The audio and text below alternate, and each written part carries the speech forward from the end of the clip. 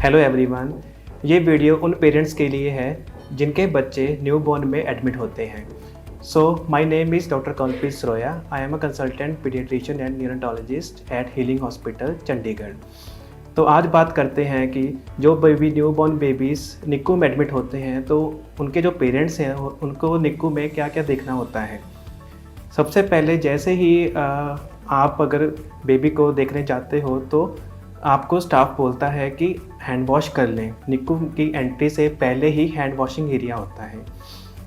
वहाँ पर hand washing के ऊपर एक पोस्टर लगा होता है जिस पे आपको बताया जाता है कि आपने हैंड वॉशिंग कैसे करनी है। प्रॉपर स्टेप्स फॉलो करके आप अपने प्रॉपर हैंड वॉश करें।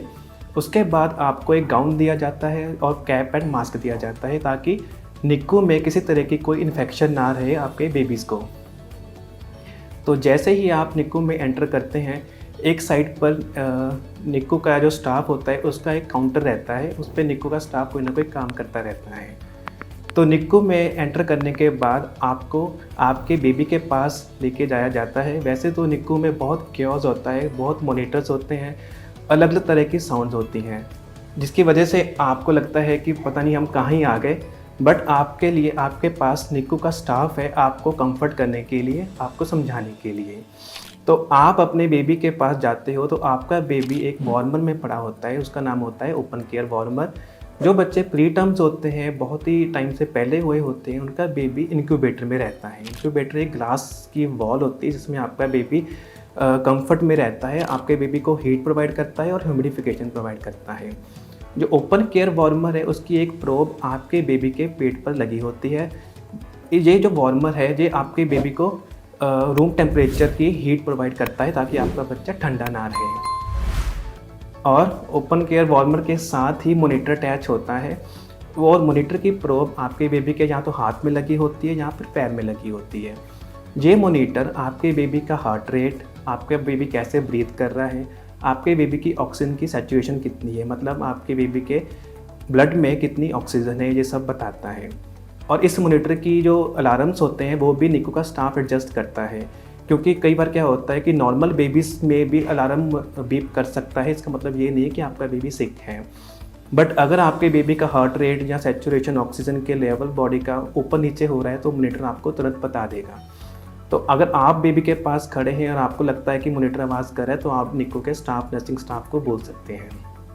जिन बेबीज़ में सांस की बहुत दिक्कत होती है उन बेबीज़ को रेस्पिरेटरी सपोर्ट के लिए कुछ मशीन्स अटैच करी जाती हैं, जैसे कि CPAP या फिर वेंटिलेटर्स। या फिर कई बार क्या होता है बच्चे के नाक में ऑक्सीजन की ट्यूबिंग लगी होती है जिसके थ्रू बच्चे को ऑक्सीजन प्रोवाइड करते हैं। कुछ बेबीज़ के नाक में से एक ट्यूब जारी होती है जिसको बोलते हैं फीडिंग ट्यूब। ये जो फीडिंग ट्यूब है, इस फीडिंग ट्यूब के रास्ते से आपके बच्चे को दूध पिलाया जाता है। कुछ बच्चों को जो मेडिसिन की ज़रूरत पड़ती है तो उनको IV लाइंस लगाई जाती हैं। IV लाइंस के ज़रिए आपके बच्चे को एंटीबायोटिक्स या फिर कुछ मेडिसिन डोज के अकॉर्डिंगली दी जाती हैं। ये जो लाइंस हैं ये मोस्टली इन्फ्यूज़न पंप के साथ अटैच रहती हैं। आपने देखा होगा कि निक्कू में कई बार क्या होता है कि लाइट्स बहुत डिम करी जाती हैं ताकि आपके बेबी को नींद अच्छी आ जाए। मतलब क्या होता है कि लाइट्स कई बार ऑन करी होती हैं, कई बार ऑफ हो जाती हैं, तो उसके हिसाब से बेबी का स्लीप साइकिल पैटर्न बनता है। और जो निक्कू में जो नॉइस लेवल है, वैसे तो कोशिश करी जाती है कि निक्कू का नॉइस लेवल बहुत कम हो जाए। मिनिमम 45 डेसिबल तक निक्कू का नॉइस लेवल रहना चाहिए। बट कई बार ऑक्सीजन या मॉनिटर्स की आवाज़ वगैरह से कई बार बेबी डिस्टर्ब भी हो सकते हैं।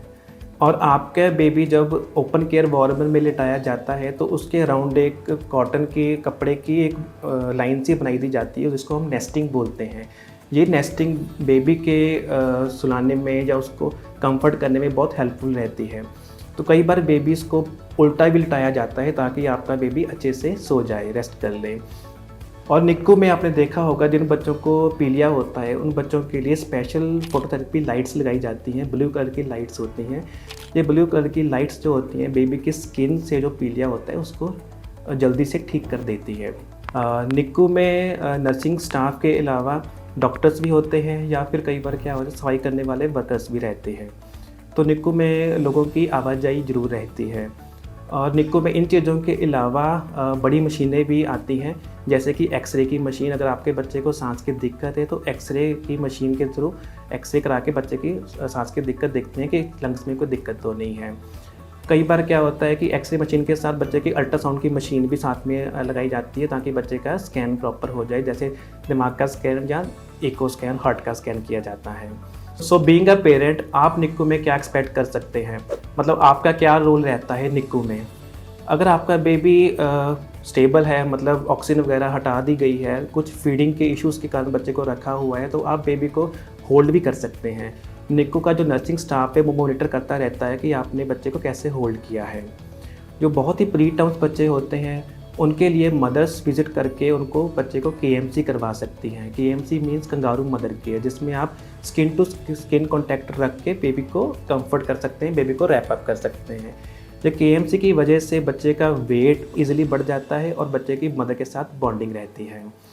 तो ये सब चीज़ें हमने पॉइंट डिस्कस करें। तो अगर आपके बेबी को रिगार्डिंग आपको कोई क्वेरी है, कोई क्वेश्चंस हैं, तो आप हॉस्पिटल में कॉन्टैक्ट कर सकते हैं। Thank you.